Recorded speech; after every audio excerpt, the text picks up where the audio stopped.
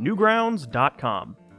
If you were anywhere in your teens during the 2000s, there's a pretty good chance the nostalgic part of your brain was hit with a tidal wave of long dormant memories, as if you were the Crow making physical contact with someone. You also probably know who or what the Crow is, which will help this analogy make sense. Good movie. Anyways, Newgrounds. Founded in 1995 by Tom Fulp, Newgrounds rose to popularity at the turn of the century once it became one of the main platforms for hosting user-generated content. With the advent and widespread use of Macromedia Flash, creative minds from across the globe were free to share just about anything they could dream up on the site. Animations, games, music, and artwork were all welcome, and the flood of submissions provided a metric crap ton of entertainment for any impressionable young mind to sift through. There are creators that still pop in my head all these years later when I think of the site. The most prominent is naturally Aaron Hansen, aka Egoraptor, who continues to be a massive name across the internets. But I also think of the Super Flash Bros and their decline of video gaming series, and legendary Frog, who's responsible for numerous parodies I rewatched an embarrassing number of times. Remember that this was before the days of YouTube, Netflix, and widespread digital distribution. Back then, if you didn't own a physical copy of a game or a movie, you didn't have many options if you wanted to see something new other than mindlessly flipping through cable. That's what made a place like Newgrounds so appealing. There was a world of possibility at your fingertips, and with just a few clicks, you could find all kinds of original content, including parodies of your favorite video games, stop-motion clay shorts, weird, borderline incomprehensible sketches, and, of course, lots of porn. Like, wow, there was so much porn to discover on this site. Though as a youth of righteous purity, I absolutely never watched any of this horrible, disgusting filth more than a few times a week. But enough about all that, this channel is about games, and that's what I'm going to be focusing on from here forward. Flash wasn't just about making movies, its toolset allowed anyone with the know-how to make something interactive, something approximating a video game. From simple point-and-clicks to shooters to full-on RPGs, it was all possible and available to play in your browser, and I thought it'd be fun to go through and relive some of these. I decided it best to go to the high-ranking classics section of the games portal to ensure I was generally looking at older stuff, and then went through 100 pages of games only clicking on titles I immediately recognized as ones I played growing up, which gave me a decent manageable pool to work from. I should also probably note that since these are games made by people on the internet who have no censors or ratings boards to adhere to, some of the content on the site, and therefore presented in this video, may be considered objectionable or in poor taste, or just excessively violent to some. I made the conscious decision not to include anything with an adult rating, aka the porn, or cross the line in a way that would immediately get this video taken down by the YouTube overlords. Newgrounds isn't the place for the easily offended, and if you, for whatever reason, find your pennies in a bunch over something you see in this video, please try to remember that none of it is real, none of it is meant to be taken seriously, and it's all in the name of harmless, dumb entertainment. With all that said, on to the games. Let's start with the game most frequently associated with Newgrounds, Alien Hominid, which was programmed by Tom Fulp himself.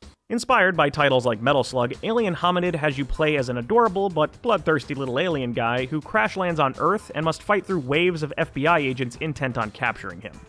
Moving with the arrow keys while using A to shoot and S to jump, you blast, slash, and dodge your way through the G-Man hordes as well as a couple of unique bosses. The art style is immediately charming, and the graphic kills contrast with the bright, inviting visuals to give the whole thing this great, dark sense of humor.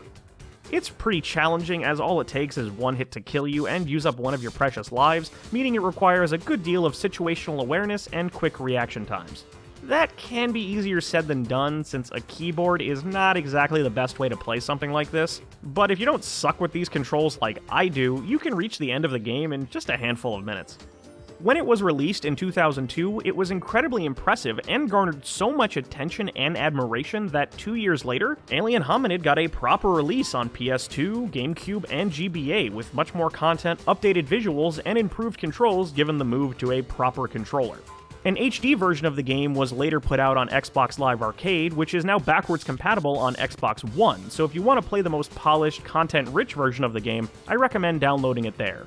It's a great deal of fun, but be warned, Alien Hominid is very unforgiving, incredibly punishing, astonishingly harsh. The Dark Souls of side-scroll. We started with something a little complex, so let's go to the polar opposite of the spectrum and look at the boss. This really is the bare minimum of what you could call interactive. It plays out as a kind of revenge fantasy against a stereotypical jerk employer, and all you do is watch a scene play out, and when it's done, hit a button to see the next one. I do believe what we have here is a failure to communicate. The boss and his talking gerbil sidekick berate you, you hit a button to throw a coffee cup at his face or slam a photocopier into his legs, and you repeat this until he eventually gets killed via paper airplane. That's all there is to it. It's about as interactive as a DVD menu, so calling this a game isn't really accurate. Gerbil in a microwave. How original. Freaking hack. Like it's funny twice. Yeah, right. You suck. The closest thing there is to something game-like is the end screen, where you can choose to watch the gerbil explode in a microwave as many times as you want, with included counter keeping tally. I chose to stop at 420, 'cause memes. Not much else to say about this one, so moving on. Here's one I have very fond memories of. Welcome to the punk-o-matic, biatch.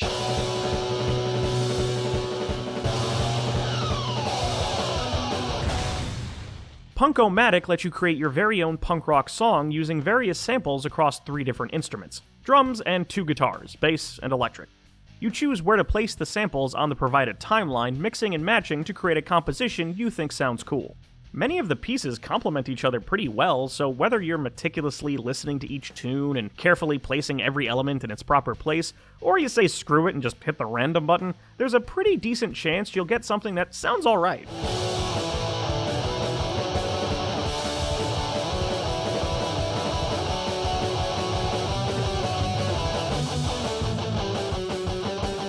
Now, on any given day, you're more likely to catch me listening to the hottest new pop song than punk rock, and I can already feel your judgment radiating through the screen. But even with my tastes, I remember spending hours messing around with Punk-o-matic, creating the best sounding jams I could come up with. There's also this odd included sketch where the dude from Postal gets high and chats with some penguin bat things from Disgaea.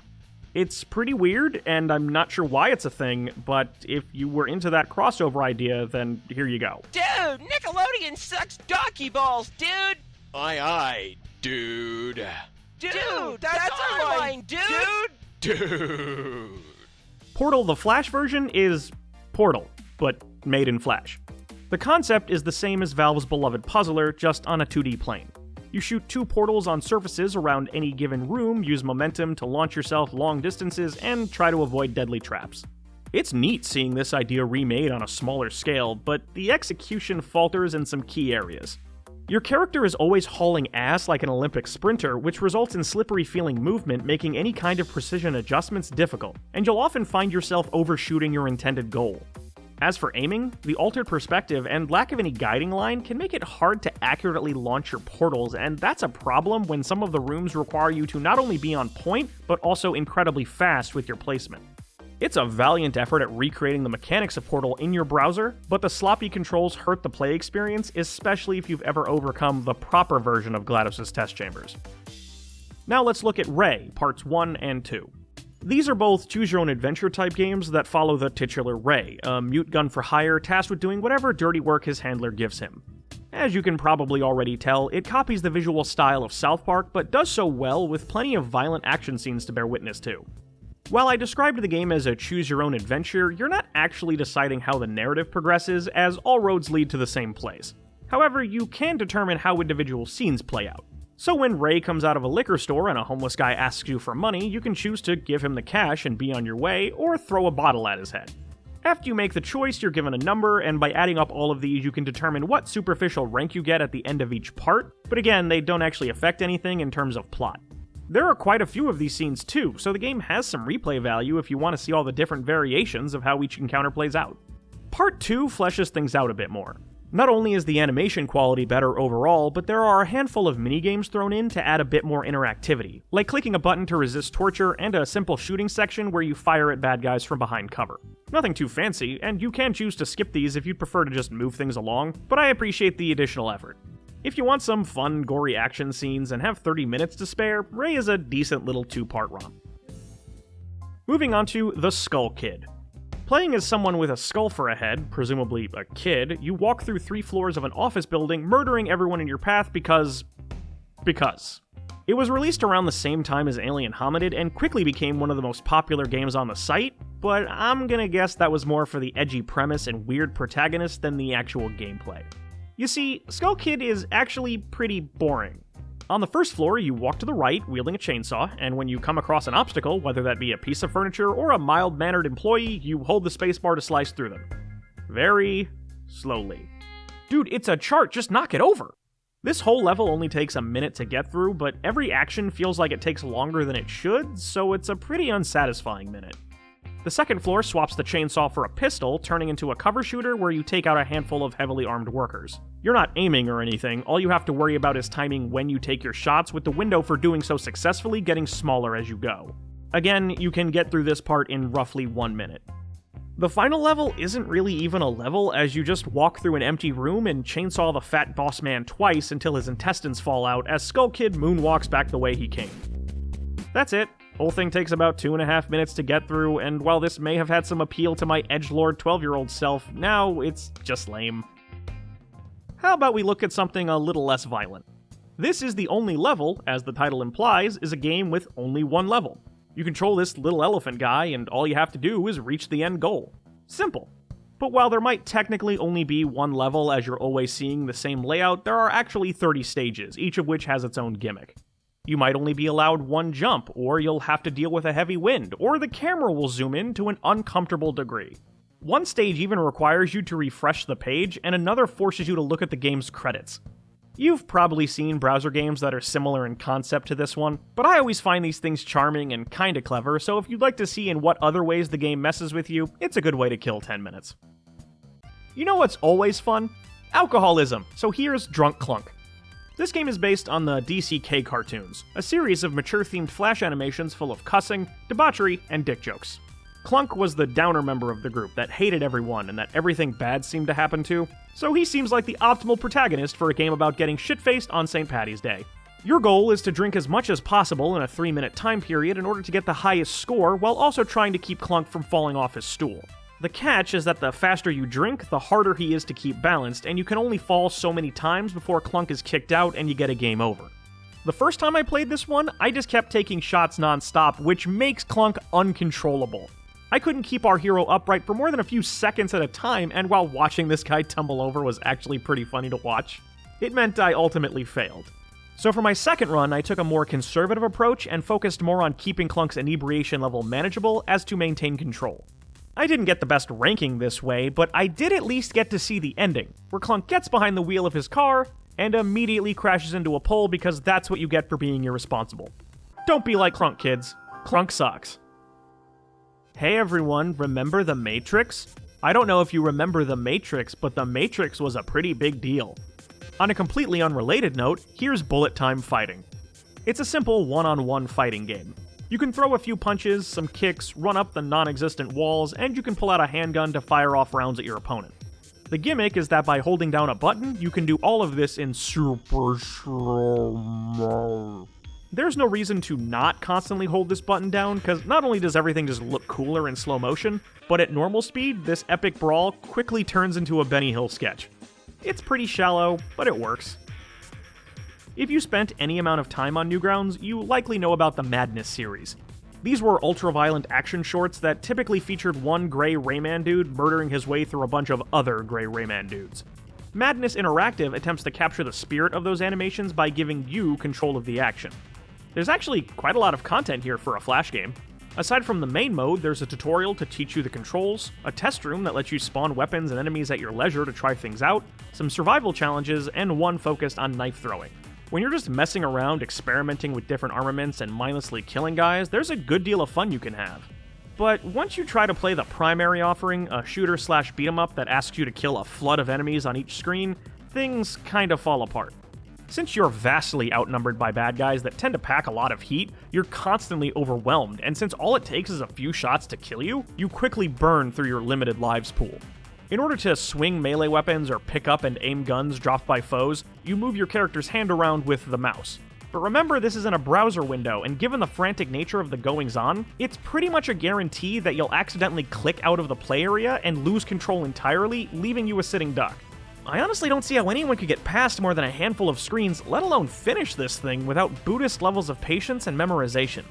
The other option is to use cheats, which the game provides for besting its various challenge rooms. Or you can just do what I did and Google the invincibility code.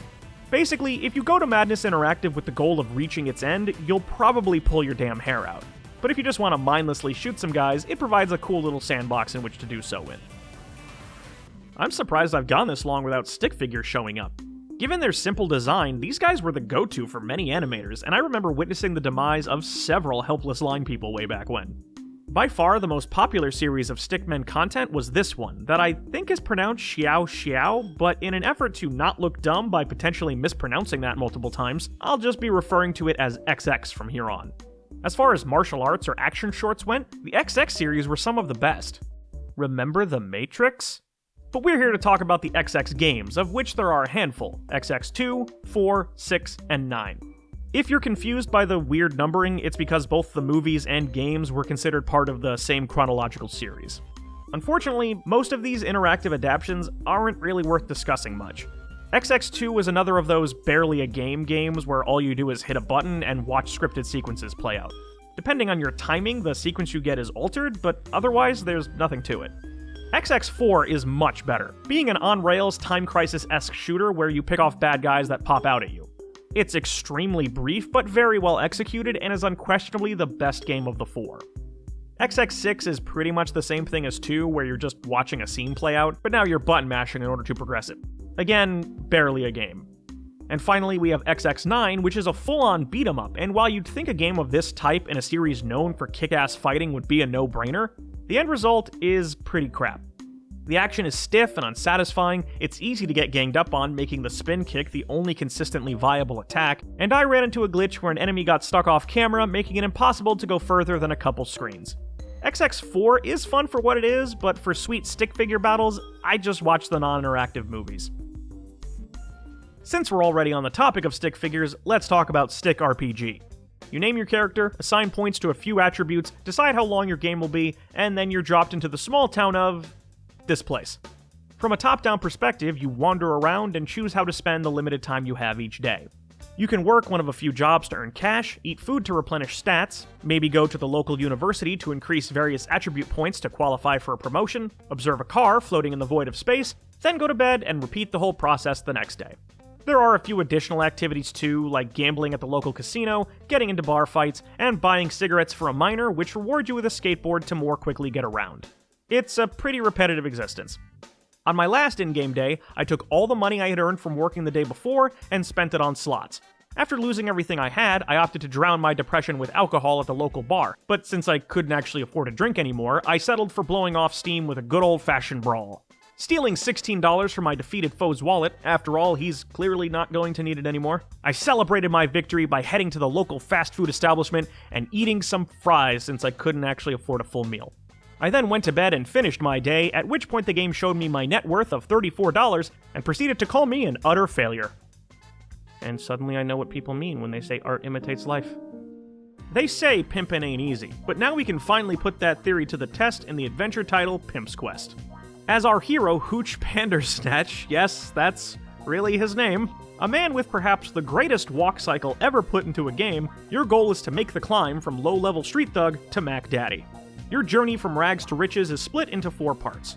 First, you survive a shootout using the power of QuickTime events. Second is a short adventure game section where things are set into motion as you promise to help an old man in a dumpster get laid and find some change for the bus. Then you switch to a brief on-rail shooter where, using what I believe to be a VCR tape, you fight off some gang members that mean you harm. The fourth and final section shifts back to the adventure game genre as you gather various items and overcome whatever obstacles are in your way. You deal some drugs, use your cut of the deal to buy a pimp suit, which unlocks an even more amazing walk cycle, find a hoe for the old man, steal a car, and that's it, you're a pimp now. Apparently all it takes is roughly 10 minutes and a couple $100.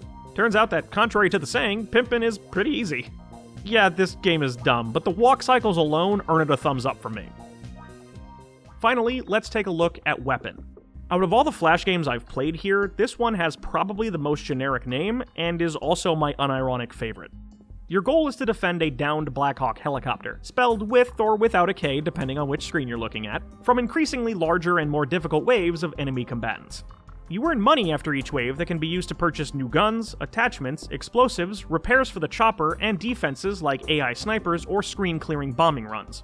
It's a simple but addicting loop, helped by the fact that the shooting feels very satisfying. The weapon modeling is extremely impressive, maybe the best I've ever seen for a Flash game, with impactful sound effects adding appropriate punch to each click.